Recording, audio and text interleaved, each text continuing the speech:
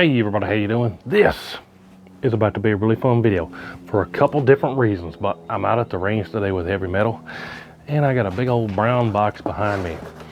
Now, story on this goes, I called up my shop Tollivers and I said, man, last year I got a 10mm specifically for catching deer, ended up trading it off. Do you have this type of 10mm in stock by chance? And I needed to have a threaded barrel. And my buddy John said, guess what? We actually do, and I'll hold it here and you come down here and get it. So guess what? I come down there and got it. What this is, it's actually kind of an old stock, not like a stock, but like old stock, like older inventory of this right here. A HiPoint model 1095, and it's black, which means it's not green or camo or pink or white. And the key here was I needed one with a threaded barrel. So a long barreled 10mm with a threaded barrel, so we can do some 10mm suppressed whitetail hunting, and it's going to be awesome. But let me bring you in here. I'll just show you this thing right in the box. So it's brand new, but it's quite a few years old. Now, one particular thing that I've never seen on these is this spongy type cheek pad. It's kind of a little bit on the sticky side just from being so old. That's different. I've never seen one of those. Show you the kind of the texture there. Being wrapped up tight with that bubble wrap, put a little bubble wrap imprint on it, but sticky, rubbery, says HiPoint on it. Let me know if you've ever seen one like that, but I think this is 4 or 5 years old is my guess. One magazine. The magazine goes in the grip there if you're not familiar. That's the safety. They come with iron sights. I'm gonna have to get my knife there and cut that out, but like I said, the main thing I wanted was a threaded barrel. So 10mm HiPoint is called the 1095. I also have the threaded barrel Pistola, so maybe we could take them both out, and depending on how close the deer gets to us, see what happens. But my experience with these is they're very accurate.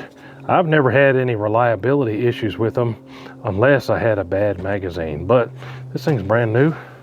Mag ought to be fine. Let's get it out of the box, and I'm going to put my shusher on there, see how it runs. Depending on how I can do with these irons, we might take that off and put a scope on it for deer catching, but let me get it out of the box. All right, so one thing I can't figure out is it came with 2 of these and a strap right here, just a basic little nylon cheapo strap. But for the life of me, I even went through the manual.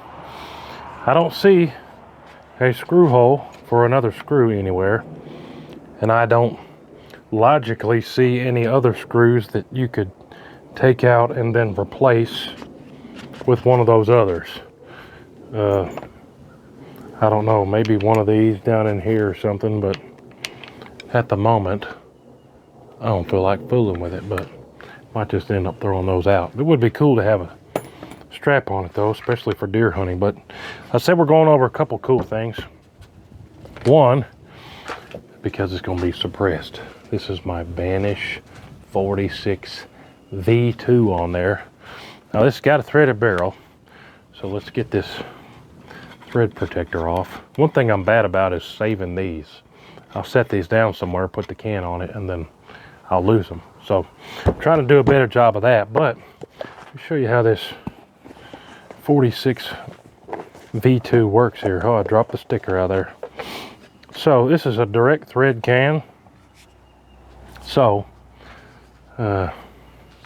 46 caliber hole in the end of it. So this you could put on anything. Your 30-06, your 450 Bushmaster, 338, whatever. As long as it's smaller than 46, it'll work. 458 SOCOM. This one, the specs too, something people ask me all the time. The specs on this is to reduce the sound by 30 decibels. But this is a direct thread can, so I went and found the right adapter that will fit the 10mm. So I could just put this on there and then screw this on there, but I'm gonna get that on there. Banish 46 V2, and then boom, it goes right on there. Now, most cans, including this Banish 46 V2, that's a lot to say, come with 5/8, like your standard 308 30-06.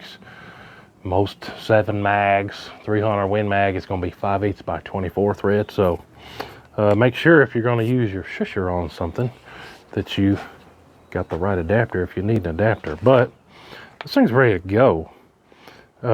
Let's just see. The ammo I brought out for it is some of this 180 grain full metal jacket Remington UMC. Now,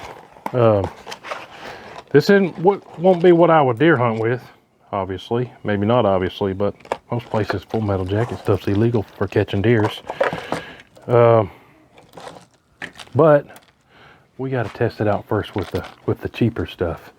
Here's what that stuff looks like, and here's what the clipazine looks like. So let's just sit here and load some up for the first time and see how the mag works. It's a single stack. Kind of rough putting it in there. Maybe I should have thrown some oil in there, but I normally don't have y'all watch me load magazines, but just for the sake of seeing one time how this thing works, let me dump these in my pocket. I'm trying to hold them. Well, dump them in my hand. And how many it'll hold. I had 10 in that box left there. There's 6. I think it'll hold at least 10 in there. We only need 1 for the deer hunt. Well, actually here in my area in Tennessee, we're allowed to take 3 does a day. Usually does aren't traveling by themselves, so with this thing you might could pop, get 3 does, who knows. Typically don't do that because then we wouldn't have as many for the next time, huh? Gotta save some for next time, but there's 9 in there. And we did get 10 in there. Make sure to give it the best chance possible, get them facing there right. Now let's load this up. Man, that can is brand new. That just looks so clean right there. That's the 46 V2 Banish can. Now, you got to make sure with these that this screw doesn't get too loose. This bolt screw can get loose over time. They normally ship with the tool, but it's just a, little bolt there. So keep an eye on those if you ever have one of these. I've had a couple back out and lose them in the woods. There we go. 10 millimeter suppressed. Now let me turn the other camera on, hold on, and we'll do split screen.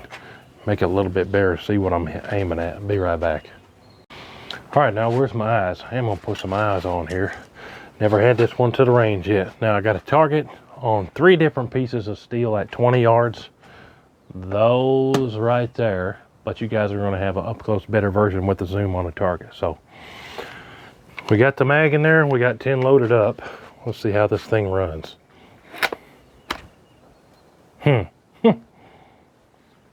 Didn't grab that first round, but it did when I shoved it in there. Let's see if it runs them. Now, my experience with these is iron sights right out of the box are pretty dead on, but we'll go for the biggest one in the middle first here, 20 yards-ish.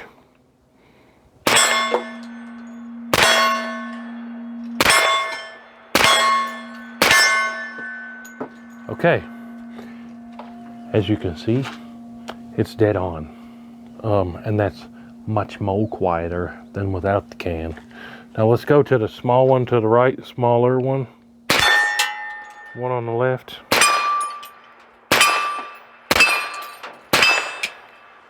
So, there was all 10 right out of the box, suppressed HiPoint 10 millimeter 1095, and they do stop on last round hold open. But if you've never seen these, let me kind of give you a view of the sights here. Has adjustable rear. Here's the front sight, just a shrouded pointed one, whatever you want to call that. It does sits in there, but it does have some up and down adjustment on the front if you need it. See that little screw there? But the back one you can adjust as well, left, right, up and down. And I don't know what you want to call that, a ghost ring, peep sight, whatever. All I did was line up the circles front and back perfect, and you guys saw it there. It's hitting pretty spot dead on. Now let's do some at 50 yards. I'm gonna load this magazine back up. Also, it ran all of those just fine, no snags after I got that first one loaded. But let me load up another magazine here, and we'll do some at 50 yards and see what happens. I don't know why I did that. I had 10 left in that box, and I got 6 left in this box. So let me load up 6, and we'll do 50 yards. Those were hitting, I feel like, slightly high at 20. But let's see where they're at 50, and I'll be right back. I got 6 of those loaded up in this magazine. I've got my other target, or that target up there rather, 50 yards away. I've got my other camera zoomed in on it. Make sure it's recording, yeah. See if I can take the paint off that target 6 times. I'm just gonna hold dead center of it. See how this one loads this time. It loaded better than last time, it's still kind of rough. 6 times, and I'm gonna hold dead center and just see where we're at with this.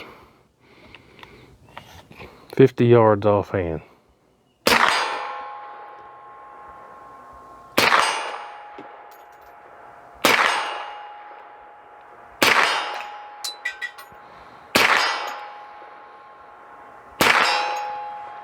All right, so I was holding my breath that whole time. I'll leave the target up. I was holding dead center of that target, and we hit all. I mean, the left to right's probably pretty decent, but we hit about 12 inches high on all those. So how's the adjustment work on here?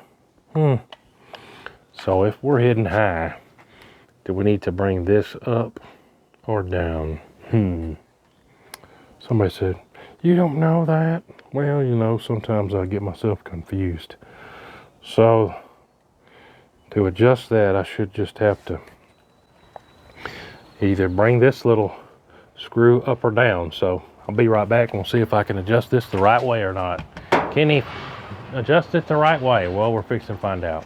I'm just going to show you what I'm doing. This one did come with a little tool that they're supposed to come with, so pretty cool. And that fits a couple different spots on here, whatever. See, I was saying that thing backs out. That did back out almost a whole turn right there, so. All right, here we go. Now there's this little screw right there. I back that outer end, that's gonna raise or lower this. I could be wrong, but hey, this should have to come up to bring it down. So I'm just gonna turn that screw out a few turns. 1, oh, it actually clicks. 2.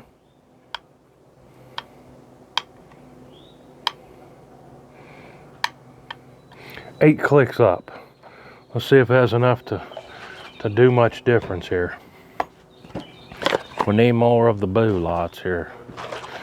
That's a full box. I'm glad I brought 3 of those boxes. But like I said, when we're doing some hunting stuff, we just dump out 5 here. I'll definitely be using hunting 10mm, not the full metal jacket, but we got to make sure it'll at least run the full metal jacket stuff first. 1, 2, 3, 4, 5. Now, let me turn this other camera on back to that same target at 50 yards and make sure that I adjusted it right. Hold on, I'll be right back. All right, now, so adjusted this and brought the back up higher. I'm gonna hold the same spot on that target up there and see where our hits are compared to last time. About the same spot, huh? I'm not gonna waste any more ammo. We need more adjustments. That was 8 clicks. How many can we back it out? I figured that was a ton. We might just have to deal with it. I'm not even counting the clicks there. We just brought it up a lot. There's actually little marks there. I've backed that screw out almost all the way on that bottom mark. See if this makes a difference. Safety back off.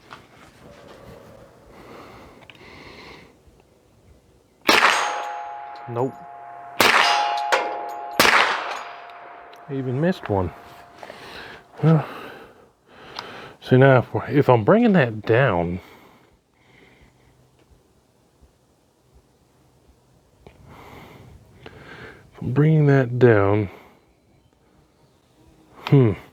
I don't know. I thought that was the right way. Let me do the opposite adjustment. I'll just turn it all the way in and we'll see where it hits then. But maybe I'll just need to scope this. I mean, it's hitting pretty good, but if I'm deer hunting 10 millimeter in the woods, I want to put that projectile exactly where I want it to drop the deer. Not a lot of guys when they're deer hunting, no, if I can hit a pie plate, that's good enough for a deer. No, it's not. I hate to tell you, but what your grandpa or your uncle told you about hitting a pie plate, that's not good enough for deer hunting, in my opinion. Strong wind, somebody sneezes, you get bumped. Pie plate could make you wound a deer or miss a deer, or even worse, wound it, and I'm not about that. So now this is adjusted almost all the way down, just for the sake of me not losing my mind here. Let's load up a few more with the sight adjusted the other way and see what happens. Hold the same spot. I thought I had it right the first time, but these days I try not to think about things, I just do things. Here we go, hold the same spot with the sight adjusted all the way down. Probably hit the same spot, watch. Nope, it's hitting lower, isn't it?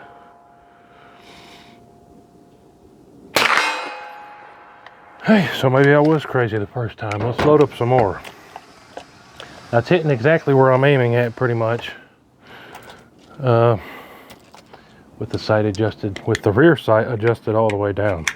And that suppressor's working great on 10 millimeter, by the way. I don't even have my ear pluggies in. But let's send 5 more. I'm really going to focus on my hold and my squeeze here this time. See if we can get a half decent group here. Somebody's probably been shouting at the camera, man, you adjusted it the wrong way. Well, like I said, I try not to think these days. I just like doing things. Here we go, 5 more loaded up.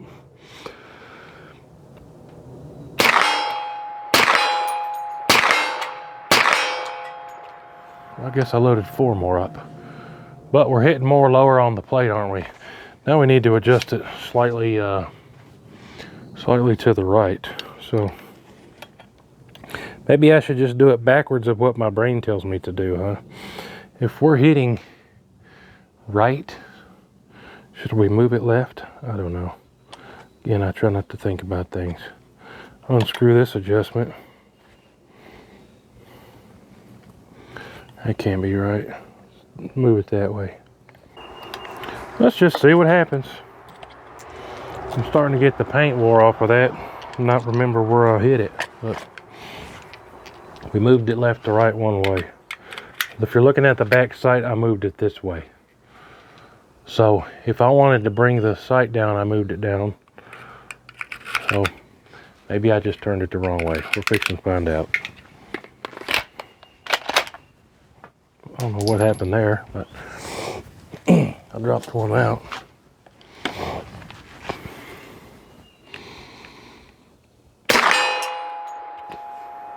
We had our first jam there. Didn't load one in there for whatever reason.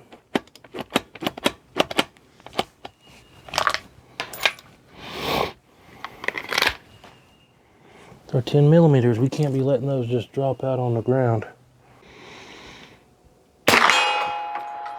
Okay, now let me move this over to a clean target just to verify it. Had one more drop on the ground I'm trying to see, and I don't see it. Let me move this target over to another target that's actually about maybe a couple yards further away, and a smaller target. So, smaller target, I grabbed 4 here. Smaller target and a tad bit further away than 50 yards. And this will tell us where my iron sights are. I might just quit chasing it after this and go ahead and put a little 3 to 9 by 40 on there or something. I think it'd work out good. What used to drive me nuts about these, I'm assuming this is the same way. It says Weaver. It's not Picatinny, so if you have scope rings that are Picatinny, it won't fit this. But see what happens. Smaller target. 50 some plus yards away. Yeah, it's pretty well dead on there. Oh yeah, same spot. So that's like a 2-inch group with iron sights at 100 yards. Not 100 yards, that's like 55 yards. Yeah, probably leave it with the irons. Just looking through those peeps, I can smack the same spot that far away. I'm down with it. I dig it. But hey, let me know what you think about this rig. HiPoint 1095. It's a 10 millimeter. Running good for me. Suppressed. Next time you see this, we're going to be testing out some deer hunting loads in 10 millimeter. But man, that ran good. And that's the Banish 46 V2 can. How hot is that? Not that hot, but worked out good. Make sure y'all are subscribed. I got tons of videos on the way. Let me know if you would deer hunt with this. But we'll see you on the next one. Hooty hoo!